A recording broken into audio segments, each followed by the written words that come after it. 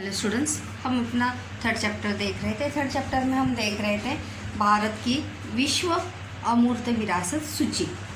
तो यहाँ पर हम जो है भारत के विश्व विरासत स्थान देख रहे हैं। यहाँ पर हम भारत के विश्व विरासत सूची में जो सांस्कृतिक स्थानों के नाम में वो यहाँ पर हम देखेंगे कि जैसे कि मैंने बताया था कि ये नाम जो है हमें असत की जोड़ी के लिए आते हैं और साथ ही साथ संकल्पना चित्र पूर्ण कीजिए के लिए भी आते हैं। तो हमें वो वास्तु का नाम और जगह का नाम जो है वहाँ पर याद रखना ज़रूरी है।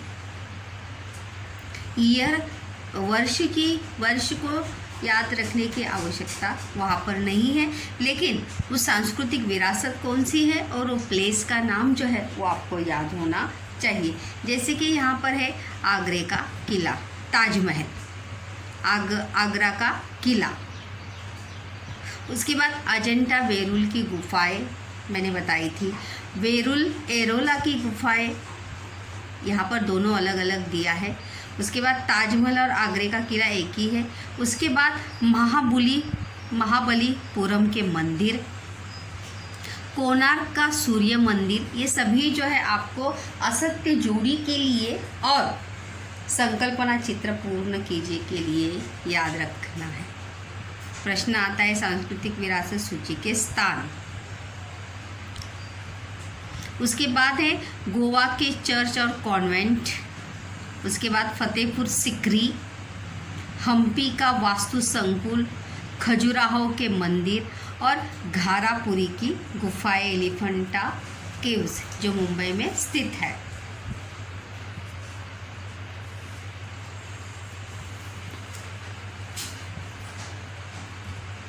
उसके बाद यहाँ पर ये भी सांस्कृतिक विरासत के ही नाम है।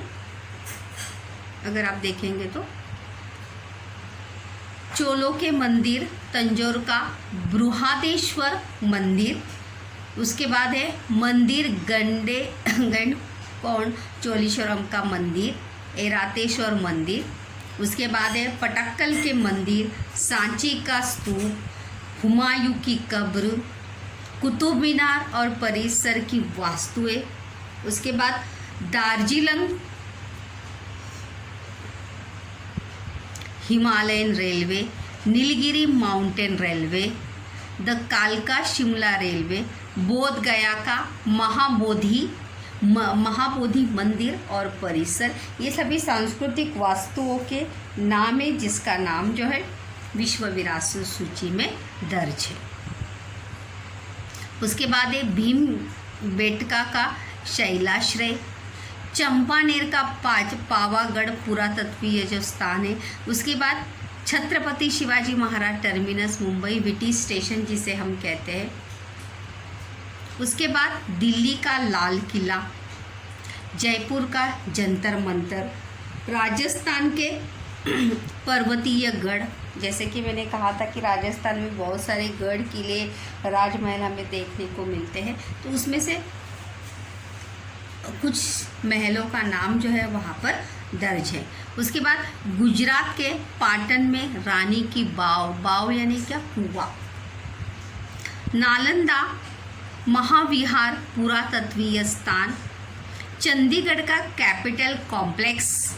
उसके बाद अहमदाबाद ऐतिहासिक नगर। तो इन सभी स्थानों के नाम जो है विश्व के सांस्कृतिक विरासत सूची में दर्ज है। यहाँ पर अगर हम आगे देखेंगे तो ये है भारत के विश्व विरासत के प्राकृतिक स्थान। काजीरंगा का राष्ट्रीय उद्यान, आपने 9th में मराठी में स्थूल वाचन में लेसन भी पढ़ा होगा। काजीरंगा ये किस प्रकार से काजीरंगा में अलग वहाँ पर वनस्पति जगत, प्राणी जगत वहाँ पर होता है। उसके बाद केवल देव का राष्ट्रीय उद्यान, मानस वन्य जीव अभयारण्य, सुंदरबन राष्ट्रीय उद्यान, Nanda Devi valley of flowers राष्ट्रीय उद्यान, पश्चिम घाट जो है ये सातारा क्षेत्र में आता है, पश्चिम महाराष्ट्र में पश्चिम घाट। उसका समावेश भी भारत के विश्व विरासत सूची में, प्राकृतिक विश्व विरासत सूची में हुआ है।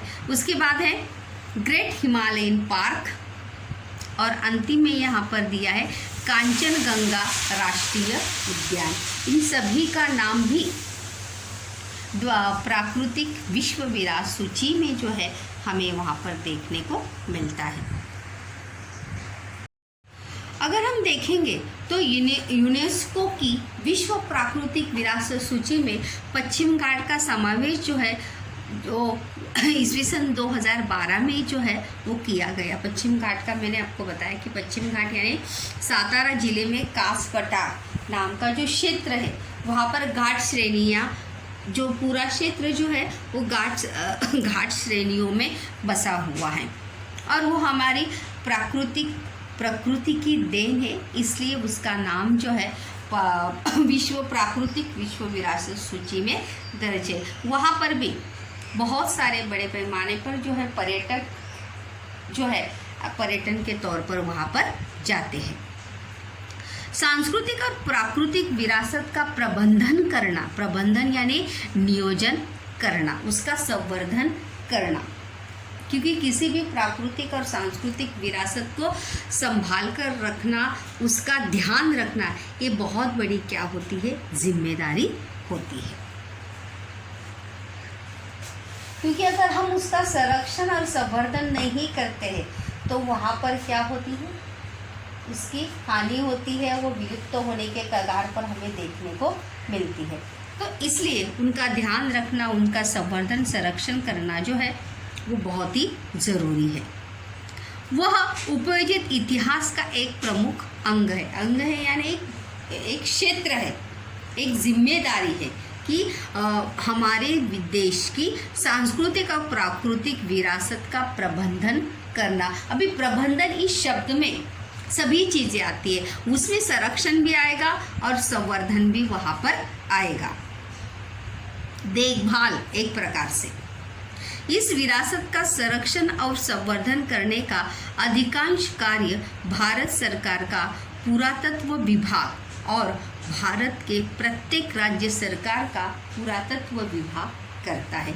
इसका संरक्षण और संवर्धन करने का जो कार्य, जो रिस्पॉन्सिबिलिटी है, वो भारत सरकार का पुरातत्व विभाग करता है और उसी के साथ साथ हर राज्य का जो पुरातत्व विभाग होता है, जिसे क्या कहते हैं, Indian national trust for art and cultural heritage, वो क्षेत्र जो है, वो विभाग जो है, ये सब कार्य वहाँ पर संरक्षण और संवर्धन करता है। और सरकार के साथ साथ कुछ स्वयं से संस्थाएं भी इसमें जुड़ी हुई है। अगर हम देखेंगे तो यह एक स्वयंसेवी संस्था है और इस क्षेत्र में यह संस्था 1984 से कार्यरत है। स्वयं से यानी खुद से प्रेरित हुई ये संस्था है और ये 1984 से क्या है, इस संरक्षण और संवर्धन का कार्य जो है वो करते आ रही है।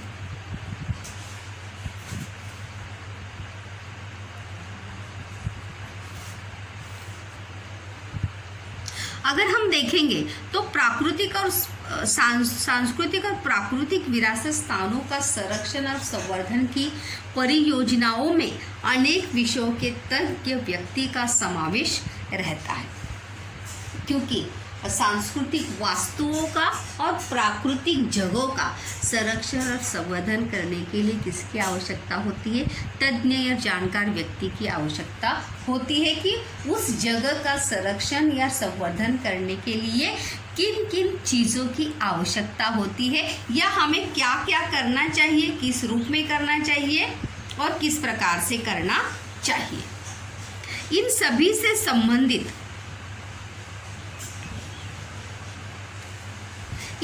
से संबंधित स्थानों के सांस्कृतिक, सामाजिक, राजनीतिक इतिहास का बोध निर्माण करने का कार्य जो है वो उपयोजित इतिहास द्वारा किया जा सकता है।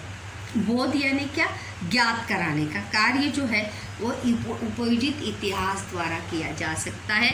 मतलब हम अपने देश की सांस्कृतिक और प्राकृतिक विरासत का संरक्षण कर सके,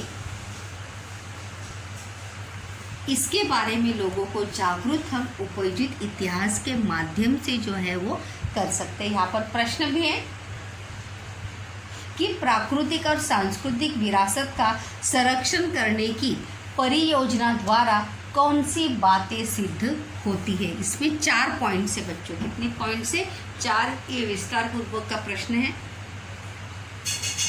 कि कौन सी बातें जो है संरक्षण करने से सिद्ध होती है। परिणाम स्वरूप देखिए, पहला ही पॉइंट यहाँ पर दिया भी है, टेक्स्ट बुक में भी बड़े ही अच्छे से पॉइंट वाइज दिया है। पहला ही पॉइंट अगर हम देखेंगे तो परियोजना के अंतर्गत विरासत स्थानों के मूल स्वरूप को न बदलते हुए संरक्षण और संवर्धन का कार्य करना संभव होता है। परियोजना के अंतर्गत, परियोजना मतलब क्या, उस सांस्कृतिक और प्राकृतिक विरासत का संरक्षण या संवर्धन करने हेतु एक योजना जो है वो अवलंबित की जाती है, प्लान नियोजित किया जाता है और उसी योजना के अंतर्गत उन विरासत स्थानों के मूल स्वरूप को न बदलते, मतलब उसका जो मूल रूप है, स्वरूप है, उसे न बदलते हुए ही हमें संरक्षण और संवर्धन करना क्या होता है, संभव होता है, या संवर्धन का कार्य हमें करना चाहिए। अगर हम उसमें परिवर्तन करेंगे तो वहाँ पर उसका विपरीत परिणाम जो है वहाँ पर हो सकता है। दूसरा है स्थानीय समाज का ताना बाना और मानसिकता। ताना बाना यानी क्या, स्थानीय समाज का ढांचा, वहाँ के रहने वाले लोगों की सोच, लोगों की मानसिकता, लोगों की विचार करने की पद्धति किस प्रकार से है। स्थानीय समाज का ताना मतलब वो वास्तु, वो जगह जहाँ पर है वहाँ पर उन लोगों की सोच क्या है, लोग क्या सोचते हैं उसके बारे में, और मानसिकता, सोचने की विचार क्षमता। उनके सम्मुख वर्तमान कालीन विविध चुनौतियों, स्थानीय लोगों की अपेक्षाओं की समीक्षा की जा सकती है, क्योंकि जब हम संरक्षण और संवर्धन करते हैं तो ये सभी चीज़ें जो है, ये सभी बातें, ये सभी समस्याएं जो है हमारे समक्ष क्या होती है, खड़ी हो सकती है। कौन सी, कि वर्तमान समय में वहाँ के लोगों की मानसिकता क्या होगी, लोग क्या सोचेंगे। चुनौतियाँ यानी क्या, समस्या। विविध लोगों की अपेक्षाओं की समीक्षा की जा सकती है, क्योंकि सभी लोगों का संरक्षण और संवर्धन की तरफ देखने का नज़रिया जो है वो क्या हो सकता है, अलग हो सकता है। वहाँ की स्थानीय लोगों की ही, दूसरे लोगों की तो यहाँ पर बात ही नहीं हो रही। वहाँ पे रहने वाले, जैसे हम अगर आगरे का ताजमहल का ले रहे हैं तो वहाँ पर सिर्फ वहाँ से परिसर के संबंधित लोगों की या स्थानीय लोगों की बातें ही विचारहीन होगी, या लोग क्या सोचते हैं उस परिवर्तन के बारे में। परिवर्तन तो होगा नहीं, लेकिन संरक्षण और संवर्धन के हेतु तो वहाँ पे अपेक्षाओं की समीक्षा की जा सकती है। समीक्षा यानी क्या, विचार, पुनरावलोकन जो है वहाँ पर किया जा सकता है कि लोग क्या सोचते हैं। थर्ड पॉइंट हम देखते हैं स्टूडेंट्स वहाँ पर।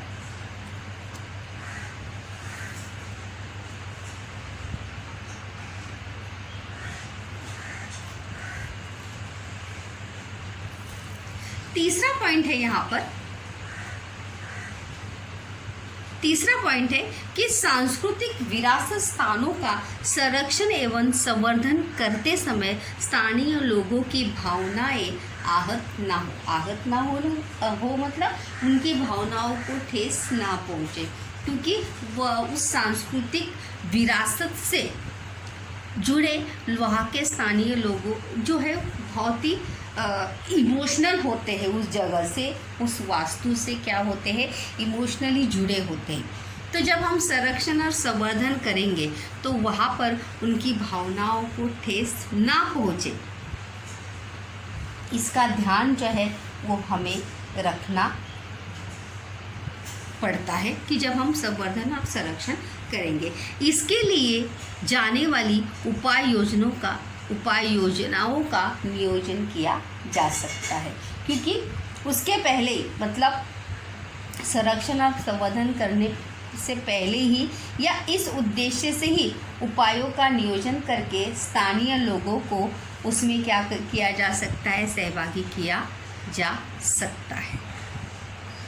क्योंकि आपकी क्या राय है, हम मतलब यहाँ पर संरक्षण और संवर्धन के हेतु ये चीज़ें यहाँ पर परिवर्तित करना चाहते हैं, तो आप लोगों की क्या राय है, इस प्रकार से उन्हें इसमें क्या कर सकते हैं, हम सहभागी कर सकते हैं। देखो यहाँ पर चौथा पॉइंट जो है वहाँ पर यही दिया है कि स्थानीय लोगों को उस परियोजना में सहभागी कराया जा सकता है। मतलब जो आप प्लानिंग कर रहे हो संरक्षण और संवर्धन के हेतु, उसमें आप स्थानीय लोगों को सहभागी कर सकते हैं, क्योंकि वहाँ के परिसर से वो ज़्यादा से ज़्यादा क्या होते हैं, परिचित होते हैं। वहाँ की चुनौतियों से, वहाँ की समस्याओं से, वहाँ के लोगों की सोच से उस क्या होते हैं, भली भांति परिचित होते हैं। तो इसलिए हम उनकी राय जो है वहाँ पर ले सकते हैं, उन्हें उसमें सम्मिलित करके।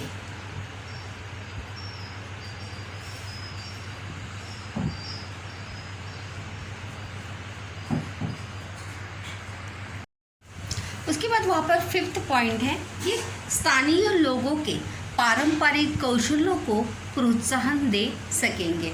हर वहाँ पे पारंपरिक कुशलता जो है वहाँ पर हमें देखने को मिलती है। हर जगह की कोई ना कोई क्या होती है, पारंपरिक कुशलता हमें देखने को मिलती है।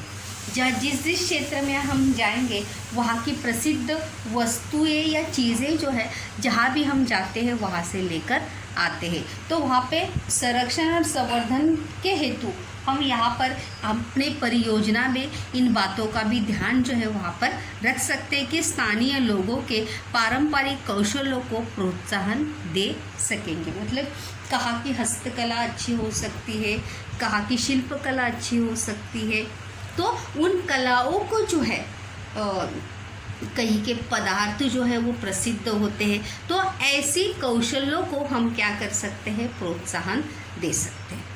ऐसे उद्योग, देखो आगे वही बात दी है, ऐसे उद्योग व्यवसायों को बढ़ावा मिलेगा। ये यहाँ पर तो ये टॉपिक नहीं है, लेकिन आपने भी ज़रूर इस बात का अनुभव लिया होगा, या आप हमेशा हम करते हैं कि जहाँ पर भी हम किसी प्रसिद्ध या जाने माने स्थान पर हम जाते हैं तो वहाँ की चीज़ें जो है हम ज़रूर खरीद कर लाते हैं, क्योंकि वो वस्तु जो है वहाँ की क्या होती है, प्रसिद्ध होती है। जैसे हम शिरडी जाते हैं तो वहाँ के साईं बाबा की मूर्ति लेकर आते हैं, कई गणपति की जगह पे जाते हैं तो वहाँ की मूर्तियाँ जो है वो लेकर आते हैं। तो अलग अलग जगह से जो है अलग, क्योंकि वहाँ के क्षेत्र का जो है वो पारंपरिक कुशलता है, वहाँ के लोगों का वो क्या है, उद्योग और व्यवसाय है जो वहाँ के लोग करते हैं। तो अगर हम इन सभी पर अपनी परियोजना या अपने नियोजन में इन बातों का भी ध्यान रखेंगे तो वहाँ पर उनके उद्योग और व्यवसायों को क्या मिल सकता है, बढ़ावा मिल सकता है। और इसके लिए सुनियोजित ढंग से योजना बनाना संभव होता है। और अगर हम अपने संरक्षण और संवर्धन के नियोजन में वहाँ के से जुड़े सभी बातों का अगर हम ध्यान रखेंगे, अच्छी तरीके से अगर हम प्लानिंग करते हैं तो ज़रूर क्या हो सकता है, हमारा नियोजन जो है, हमारी परियोजनाएं जो है वो सफल हो सकती है और हम सांस्कृतिक और प्राकृतिक विरासत का संरक्षण और संवर्धन करने के उद्देश्य में हम क्या हो सकते हैं, सफल हो सकते हैं। क्योंकि हम अपनी सांस्कृतिक और प्राकृतिक विरासत के साथ साथ लोगों के भाव भावनाओं को भी ध्यान में रखते हुए वहाँ का नियोजन जो है हम कर रहे हैं। उसके बाद जैसे कि मैंने शुरुआत में ही आपको कहा था कि most important topics, let us start to तीसरे लेसन से जो है हम यहाँ पर हर लेसन में आगे आने वाले हर लेसन में ये टॉपिक जो है आपको अंतिम में, पार्ट के अंतिम में होगा कि संबंधित व्यावसायिक क्षेत्र। आप सभी अभी 10वीं में हैं, 10वीं में जाने के बाद 11th में जाओगे, 12th में जाओगे। 10वीं में ही आप में से बहुत सारे लोगों ने सोचा होगा कि मुझे ये करना है, मुझे डॉक्टर बनना है, मुझे इंजीनियर बनना है, फ्ला फ्ला फ्ला। तो वहाँ पर हमारा जो चैप्टर है, जो चैप्टर का टॉपिक है, उसी से रिलेटेड व्यावसायिक क्षेत्र, मतलब इसी से जुड़े आप अपना कौन सा जॉब कर सकते हैं, आप अपना कौन सा बिजनेस जो है वहाँ पर कर सकते हैं। तो देखिए, नीचे उल्लेखित क्षेत्रों से संबंधित कानूनी नियम और सार्वजनिक नीतियाँ निश्चित करने हेतु इतिहास का ज्ञान जो है वो सहयोगी सिद्ध होता है, क्योंकि इतिहास का ज्ञान जिसे हो वही वहाँ पर क्या कर सकता है, कार्य जो है वहाँ पर कर सकता है। जैसे देखो यहाँ पर दिया है संग्रहालय और अभिलेखागार। संग्रहालय और अभिलेखागार में कार्य करने के लिए एक जानकार और इतिहास के जानकार व्यक्ति की आवश्यकता होती है। जिस व्यक्ति को इतिहास का ज्ञान है, ऐसा ही व्यक्ति संग्रहालय और अभिलेखागार में क्या कर सकता है, कार्य वहाँ पर कर सकता है, उसका जॉब वहाँ पर उसे मिल सकता है। उसके बाद है ऐतिहासिक स्थानों का संरक्षण और संवर्धन। दूसरा है ऐतिहासिक स्थानों का संरक्षण और संवर्धन करने हेतु हमें कौन कौन से नियोजन करने चाहिए, इसके बारे में जानकारी वही व्यक्ति रख सकता है जिसे इतिहास का ज्ञान है, उस वास्तु के बारे में जानकारी है, वहाँ के क्षेत्र के बारे में जानकारी। अगला टॉपिक है पर्यटन और आतिथ्य। इस टॉपिक में आपने देखा था कि बहुत सारे सांस्कृतिक और प्राकृतिक विरासत क्षेत्र हमने देखे। तो ये सभी सांस्कृतिक और प्राकृतिक क्षेत्र जो है वो क्या है, पर्यटन और आतिथ्य। आतिथ्य यानी क्या, आवभगत करना, क्योंकि ये सभी क्षेत्र जो है पर्यटन से जुड़े हुए हैं। वहाँ पर उन क्षेत्रों पर, उन जगह पर वर्ष भर में जो है लाखों देशी विदेशी पर्यटक जो है वहाँ पर घूमने के लिए आते हैं। तो यहाँ पर आगा हमारा 8वां चैप्टर भी है पर्यटन और इतिहास। इसीलिए कहा भी जाता है कि पर्यटन जो है सबसे ज़्यादा व्यवसाय दिलाने वाला क्षेत्र है। क्या है, पर्यटन जो है सबसे ज़्यादा व्यवसाय दिलाने वाला क्षेत्र है। क्योंकि इन शॉर्ट में अभी यहाँ पर देखते हैं, उस चैप्टर में हम विस्तार से देखेंगे। क्योंकि वहाँ पर अगर हम देखेंगे तो गाड़ी बुकिंग से लेकर वहाँ पे पहुँचने तक हम जिन जिन व्यक्तियों से जुड़े होते हैं उन व्यक्तियों को क्या मिलता है, व्यवसाय मिलता है। क्या मिलता है, व्यवसाय मिलता है,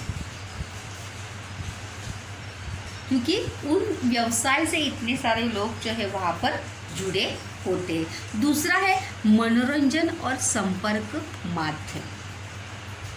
यहाँ पर मनोरंजन और संपर्क माध्यम, मनोरंजन में भी बहुत सारे व्यावसायिक क्षेत्र जो है हमें देखने को मिलते हैं। मनोरंजन के अभी कितने सारे माध्यम जो है उपलब्ध है, टीवी है, रेडियो है, मोबाइल है, संपर्क से भी इंटरनेट है,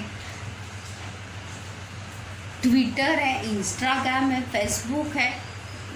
इतने सारे संपर्क के माध्यम हैं कि इनके माध्यम से जो है हम अपना मनोरंजन का लेसन जो है हमें यहाँ पर नहीं है, लेकिन फिर भी इन शॉर्ट में देखिए।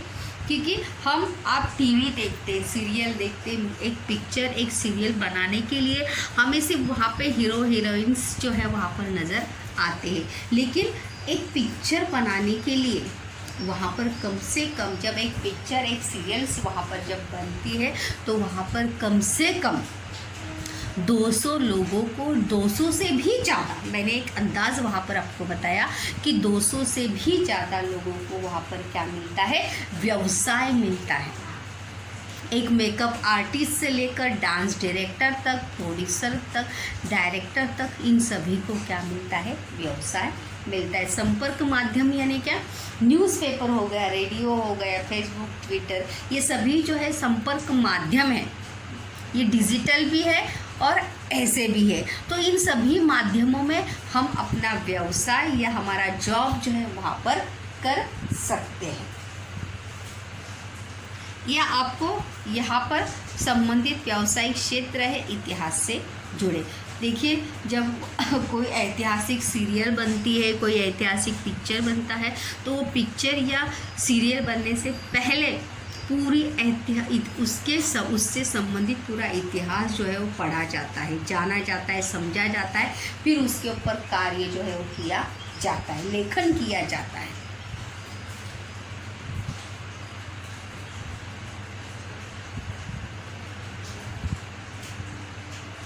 यहाँ पर देखिए, क्या आप जानते हैं से प्रश्न पूछते हैं। देखिए, विश्व में सबसे प्राचीन माना जाने वाला ईसा पूर्व 6ठी शताब्दी संग्रहालय मेसोपोटामिया, जैसे कि मैंने कहा, ये हमें किसके लिए पूछते हैं, पैसेज के लिए हमें पूछा जाता है। तो आप याद रखिए इसे। उर, क्या नाम है उस संग्रहालय? उर इस प्राचीन नगर का उत्खनन करते समय पाया गया और यह उत्खनन अंग्रेज पुरातत्व सर लियोनार्ड वुली ने 1922 ईस्वी सन से 1934 ईस्वी सन की कालावधि में किया। और यह संग्रहालय एनी गोल्डी, ये पैसेज जो है आप उत्तर के लिए जो पैसेज से प्रश्न ढूंढते हैं उसके लिए याद रखिए। वह स्वयं इस संग्रहालय की संग्रहपाल के रूप में जो है कार्य किया था और इस संग्रहालय में बरामद प्राचीन वस्तुओं के साथ उन वस्तुओं का विस्तार वर्णन करने वाली मिट्टी की टिकिया, जिसे क्या कहते हैं, क्ले टैबलेट। अगर आप इस चित्र में ध्यान से देखेंगे तो यहाँ पर आपको जो है कुछ लिखावट जो है वो दिखाई देगी। मतलब उस संग्रहालय में जितनी वस्तुएं हैं उन वस्तुओं का वर्णन जो है यहाँ पर किया गया है। यहाँ पर भी अगर हम देखेंगे तो क्या आप जानते हैं, कहीं अगला टॉपिक है कोलकाता इंडियन म्यूजियम कोलकाता। याद रखिए, असत्य जोड़ी के लिए आपको कोलकाता में स्थित इंडियन म्यूजियम, ये टिप्पणी के लिए भी है आपको, की स्थापना एशियाटिक सोसाइटी द्वारा 1814 में की गई थी। कब हुई थी? ईस्वी सन 1814 में वहाँ पर उसकी स्थापना हुई थी। और डैनिश वनस्पति वैज्ञानिक नैथलिन वॉलिक इस संग्रहालय के क्या थे? संस्थापक थे, जिन्होंने इंडियन म्यूजियम की स्थापना वहाँ पर की थी और वो भी इस संग्रहालय के संस्थापक भी थे और प्रथम संग्रहपाल भी थे। संग्रहपाल यानी क्या? जिन्होंने संग्रहित करके सब रखा है। यहाँ दिया गया संग्रहालय का छायाचित्र 1905 ईस्वी सन का है और संग्रहालय के 3 प्रमुख विभाग भी थे वहाँ पर, क्योंकि सब ऐसा इकट्ठा तो वहाँ पर रखा नहीं जाता है। तो वहाँ पर कला, पुरातत्व, मानव विज्ञान है तथा उनसे जुड़े संरक्षण, प्रकाशन, छायाचित्रण, इन सभी का समावेश भी वहाँ पर हमें देखने को मिलता है।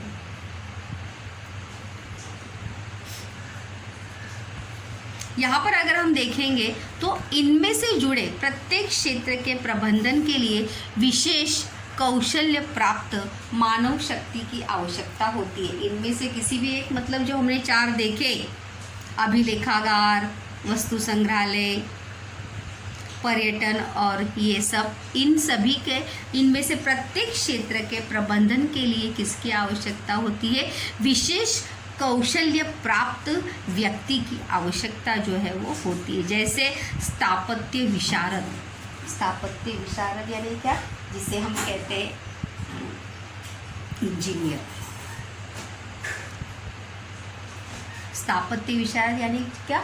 जो इंटीरियर करता, घर का जो नक्शा बनाता है वो। अभियंता यानी इंजीनियर। इतिहासकार, जिसे इतिहास का ज्ञान है।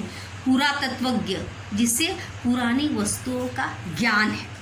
संग्रहपाल, जिसे जानकारी है कि किस प्रकार से या कौन सी वस्तुओं का संग्रह करके रखना है। समाज वैज्ञानिक यानी क्या? जिसे समाज का ज्ञान है, जिसे समाज का ज्ञान है, मतलब समाज में कौन रहते हैं? लोग रहते हैं। तो लोगों की मानसिकता का उसे क्या है? ज्ञान है। लोगों की सोच का ज्ञान है, ऐसे क्या कहेंगे उसे? समाज वैज्ञानिक। अभिलेखागार प्रबंधक यानी क्या? सभी का नियोजन करने वाला। ये सभी क्या है? पोस्ट के नाम है वहाँ पर। विधि तज्ञ,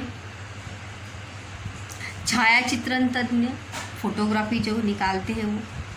यह सूची यही समाप्त नहीं होती है, मतलब ये नाम जो है जॉब के या क्षेत्र के नाम जो है यहीं पे समाप्त नहीं होते। ऐसे बहुत सारे छोटे छोटे क्षेत्र जो है व्यवसाय के हमें वहाँ पर देखने को मिलते हैं।